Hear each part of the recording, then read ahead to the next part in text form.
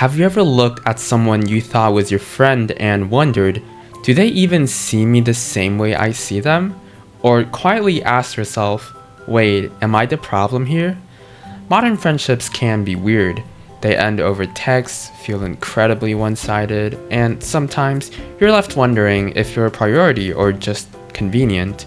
In this video, we're diving into common problems of modern friendships. Friendships used to feel more grounded, especially when you were a little kid.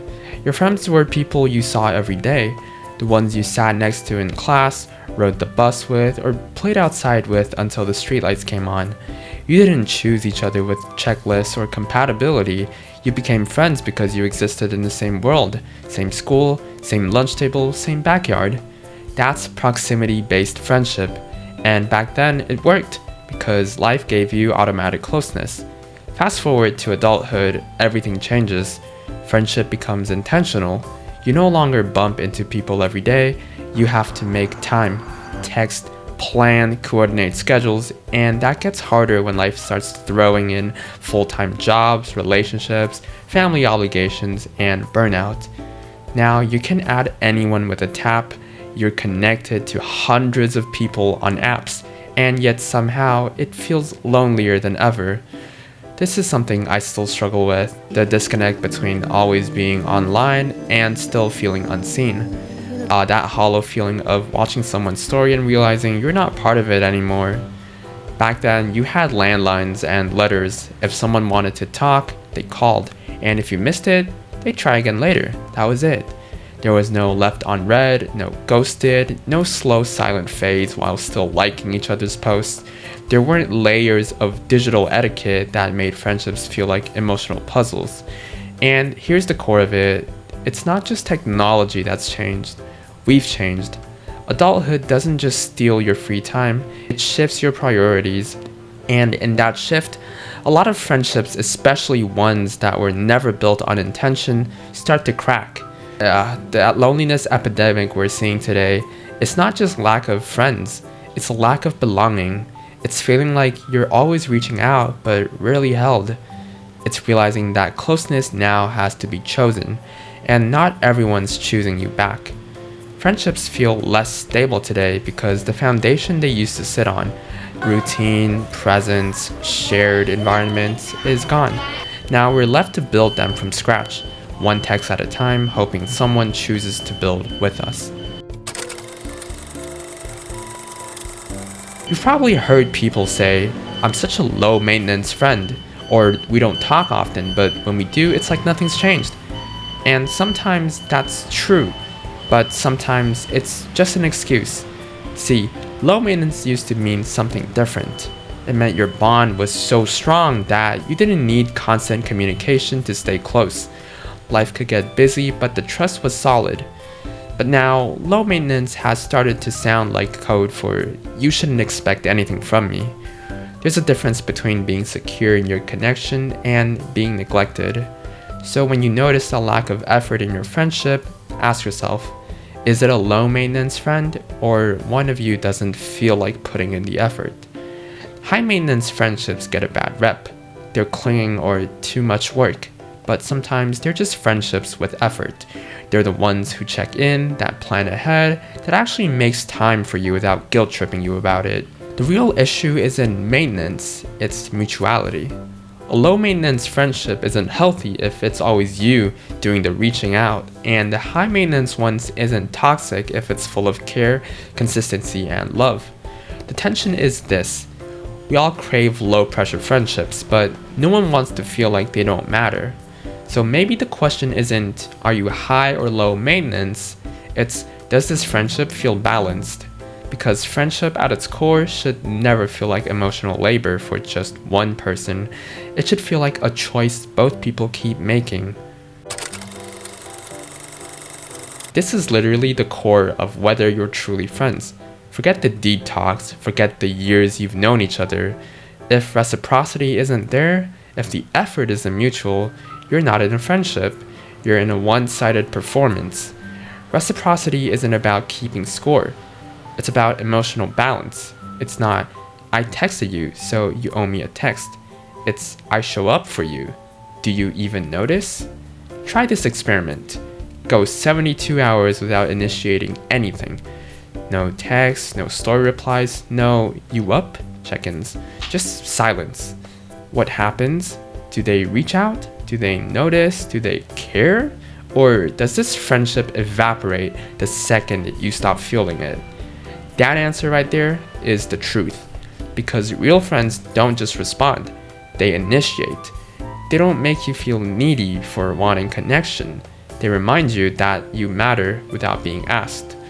If someone only shows up when it's convenient or when they need something, that's not friendship, that's access. And the hardest part, sometimes the people you care about the most were never truly invested in the first place. But here's the upside. When you do find reciprocal friendships where love, time, and effort flow both ways, you'll never want to go back to anything less. Boundaries aren't walls. They're filters designed to protect your peace, not punish someone else. But a lot of us struggle with them. And why is that? Because we've been taught that if you say no, you're a bad friend. If you need space, you're selfish. If you speak up, you're too sensitive. So we overextend it. We let people cancel last minute, guilt trip us, drain us emotionally because we don't want to lose them. But here's the truth. If a friendship can't survive a boundary, it was never that strong to begin with. Boundaries aren't rejection, they're clarity. They say, this is how I operate. If you want to be close to me, here's what that looks like. And good friends, they respect that. They won't get defensive when you say you can't always be available.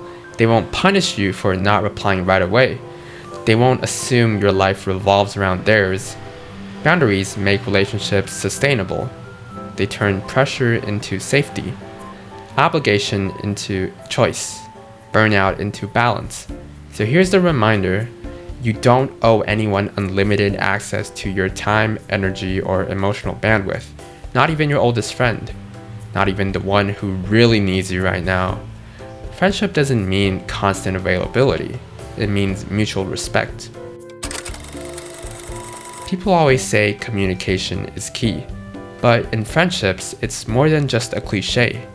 It's a test of strength. Because communication isn't just about talking. It's about honesty.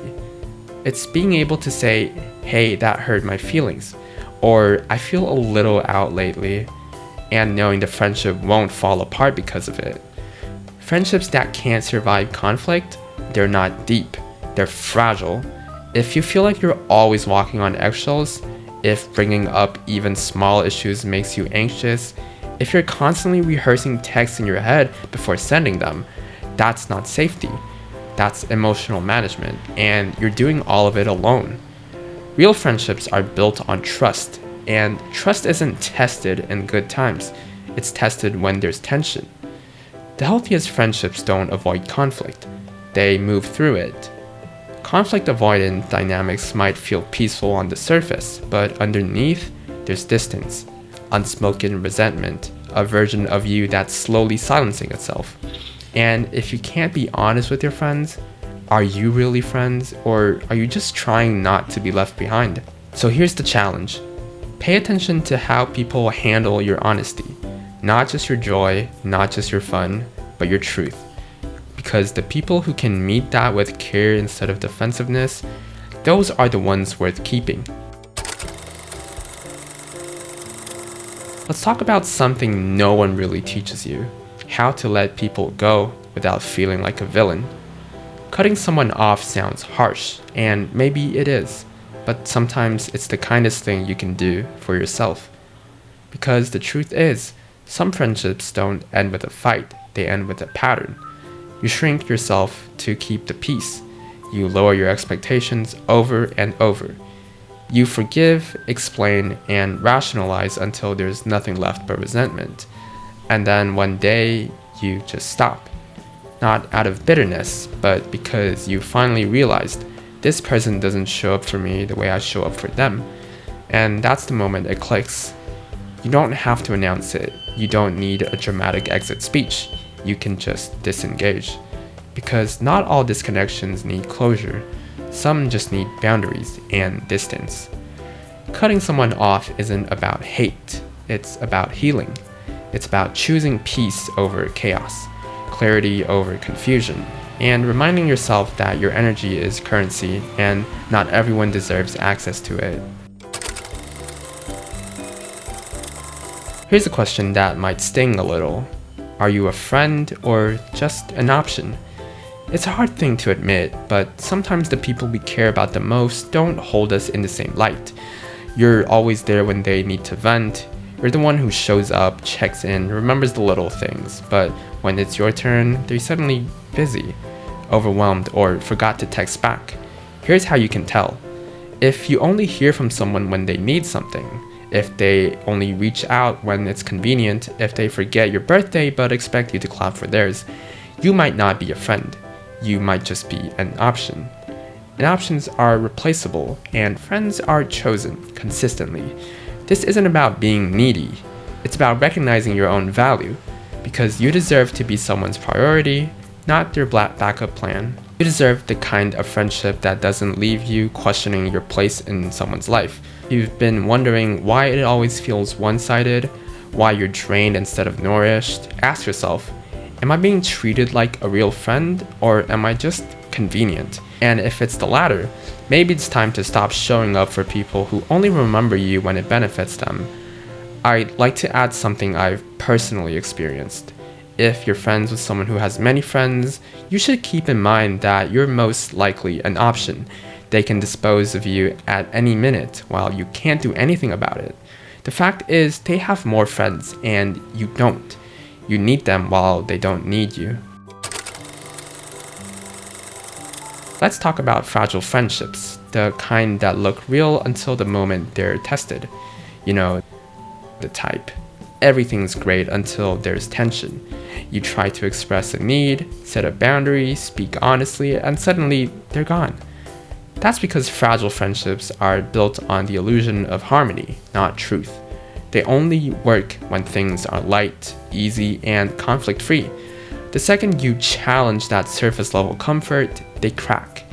Here's what fragile friendships often look like. They ghost you instead of talking it out. They get defensive when you set a boundary. They take your honesty as an attack, not a bridge.